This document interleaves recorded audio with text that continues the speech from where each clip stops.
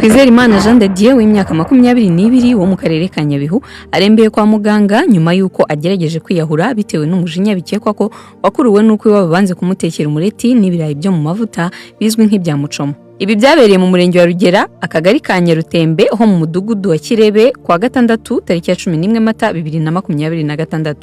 Umunyamabanga nshingwabikorwa w'umurenge wa Rugera Ndayisenga Simon yagize ati nibyo koko Twizerimana wari umaze iminsi mu mujyi wa Kigali twahawe amakuru ko yanze kurya mu rugo iwabo keretse bamutekeye umureti n'ibirayi byo mu mavuta bita mucoma. Nubwo nta wabihamya ko ari byo byatumye agerageza kwiyahura akoresheje igitenge cyaje guhambuka yikubita hasi, abo mu muryango we bahita bamwihutana kwa muganga. Yakomeje agira ati aracyari ku kigo nderabuzima dutegereje ko yoroherwa tukamubaza neza nimba nta kindi yapfuye n'abo mu muryango we kuko umureti n'ibirayi byo mu mavuta tutumva ukuntu byatuma umuntu yiyahura. Gitifu Ndayisenga yaboneyeho gusaba abaturage kwirinda amakimbirane ashobora gutuma umuntu agera ubwo yiyambura ubuzima, abasaba ko aho byananiranye bajya begera ubuyobozi bukabafasha kuyakemura.